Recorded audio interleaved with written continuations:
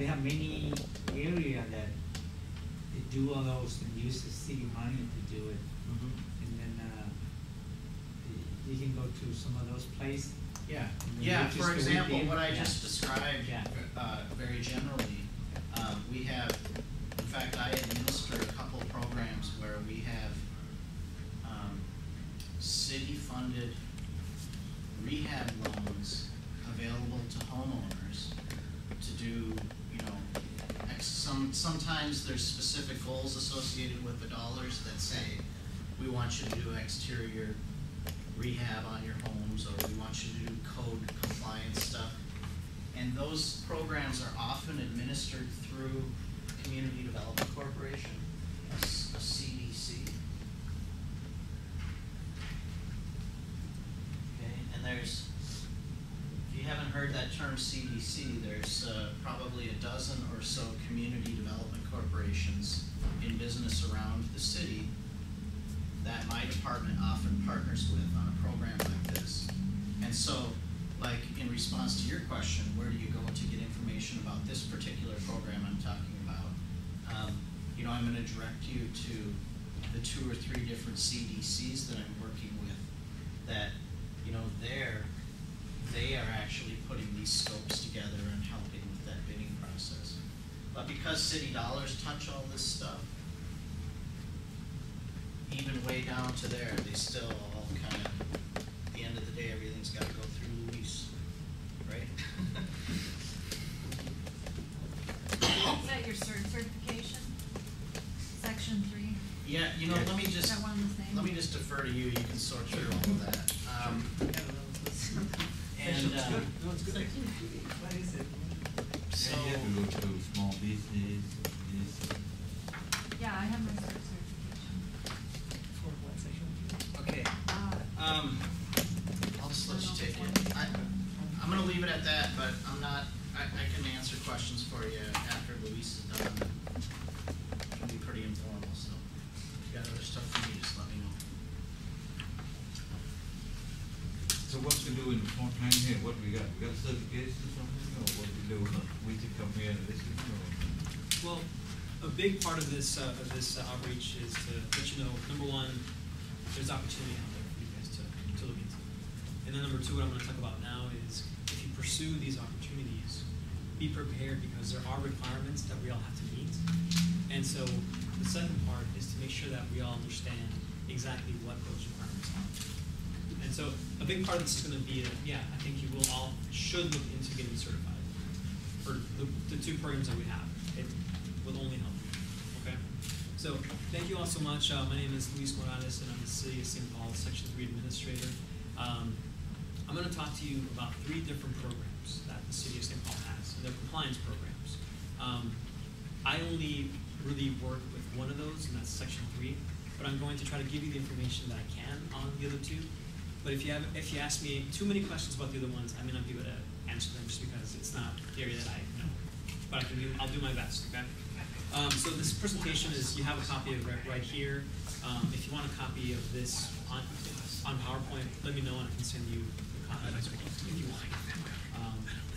I'm going to talk first about the vendor outreach program, and this is one of the programs that the City of St. Paul has. Okay? And the website right there is where you would go to find the application forms. It also gives you a directory. It lists all the companies that are currently certified with vendor outreach. I think it's about 1,500 or so companies. And this is valid for Minneapolis, St. Paul, Ramsey, and Hennepin County. Okay. So what the vendor outreach program is, the vendor outreach program is a program that's meant to address the fact that historically minority-owned businesses, women-owned businesses, small businesses, they don't really do very much work with the city. That's just been a fact that those types of companies don't get too involved. The vendor outreach program tries to address that by setting goals on projects. So for example, the 3 goals that we are concerned with are, for each project there's a 5% goal. 5% of the cost of that project go to minority business enterprises. So a company that's owned by a minority. A second goal is that 10% of the total cost be awarded to a woman-owned business. A third goal is that 10% be awarded to a small business. Okay? And so if you're a general, if you're a subcontractor and you're not on this list, get on this list, because whether you're a general or whether you're a subcontractor, these goals will apply to you. And so if you can help the city meet its goals, say you're a minority, you own a business. If you can get on there as a general, we're going to do very, very well on these goals. If you're a subcontractor, you'll help your general contractor meet these goals.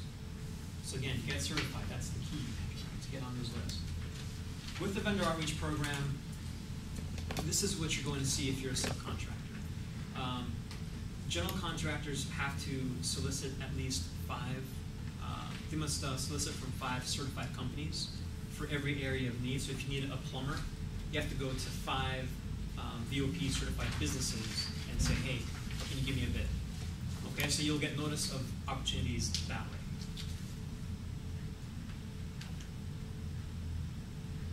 What's going to be key with vendor outreach, and this really mostly applies if you are the general, is you have to keep very detailed documentation of all your efforts to meet these goals. So if you send out 50 bids, so solicitations, keep track of who you sent them out to, what days, how you sent those out. Was it fax, was it email, what responses you got, anything else that you've done to meet those goals. Okay, so it's you must be able to justify what you've done and how you got to those goals. Okay? I won't say too much about this. The city of St. Paul does use B2G now, and that's the way that the city monitors that generals are paying their subcontractors. Okay, and it's a way. The vendor outreach program was meant to direct these opportunities to these companies. B2G now takes it a step further and really goes to making sure that generals are actually working with the people they say they're going to work. So the general says, I paid Monk Construction this much money for this work. And he says that on the computer. Monk Construction then gets an email saying, is this true? Did this general pay you $10,000? You have to say yes before we can release payment to that general. So that's a way that we ensure that people are being paid for the work that they do. Okay? And I won't say too much more about that because I'm not an expert on that. The next program that I want to talk to you, and I'll spend a little more time on this because it's my area, is the Section 3 program. First I want to say that the place to go to learn about Section 3, either the program or opportunities, or if you want to apply, you want an application form, visit this website. It's right there, stpaul.gov/Section 3. You can get everything there. And that's intentional. We want people to go to this website to find out all this information. That's free or? It's free. This is free. The Section 3 program is a requirement that's passed down to the city of St. Paul from HUD. That's the Department of Housing and Urban Development. It's a federal requirement. Really, the point of Section 3 is that when the city receives money from HUD, and it's going to use this money for construction projects, that the city, to the greatest extent feasible, direct contracting opportunities, but also any job or training opportunities that arise to lower income individuals, or to companies that are either owned by a low income individual or to a company who employs a certain number of low income individuals. Okay? So it's meant to really benefit lower income individuals. When we say the word low income, though, I think a lot of people think of somebody who might be homeless, might have pretty much nothing. However, the regulations that HUD has and how they define a Section 3 resident is quite different from that image. For example, if you look at this chart here, an individual, just a single person, doesn't have a family, they can make up to $45,000 a year and still qualify as a lower income person. If you're lower income and if you live in the metropolitan area, you can get certified.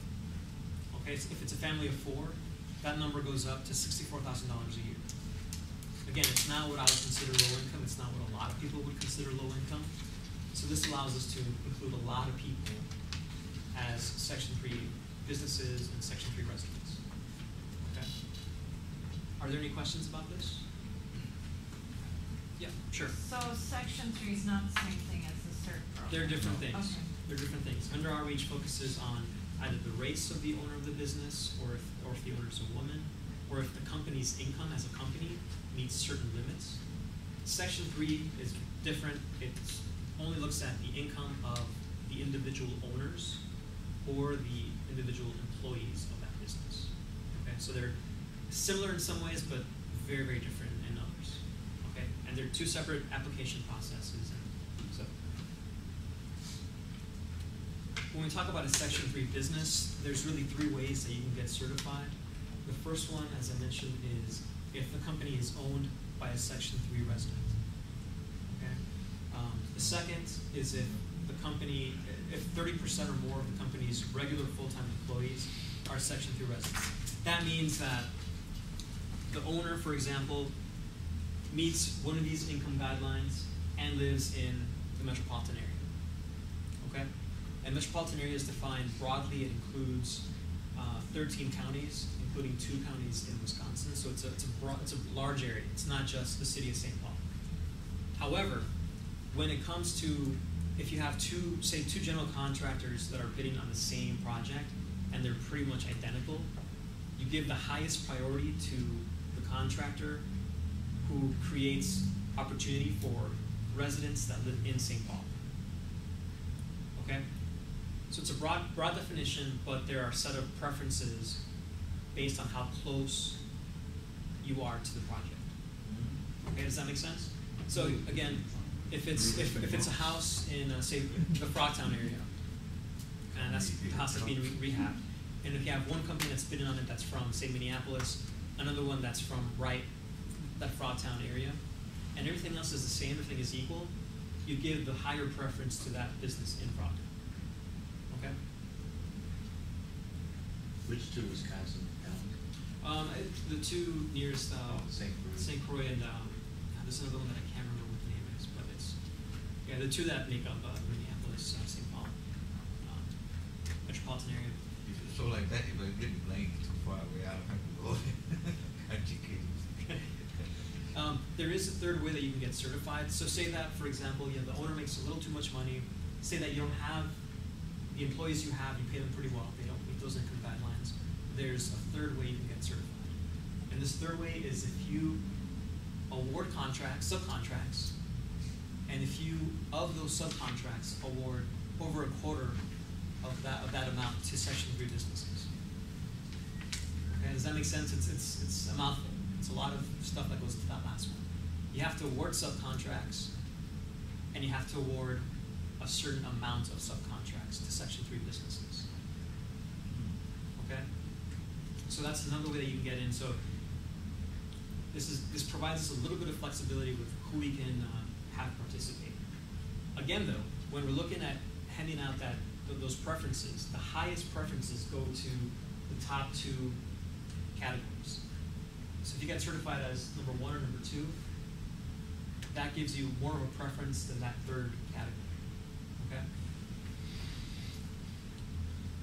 There are goals that are set on each Section 3 project that the City of St. Paul and its contractors have to meet.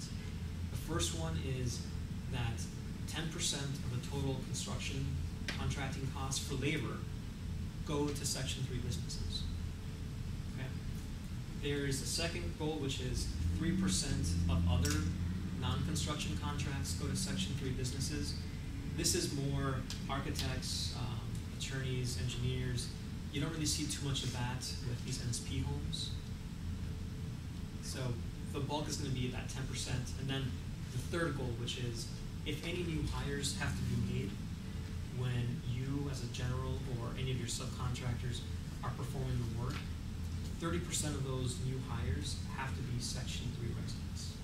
Okay, say you hire 3 new people, say you as a general need to hire 3 carpenters to get your piece of the work done. One of those 3 have to be a Section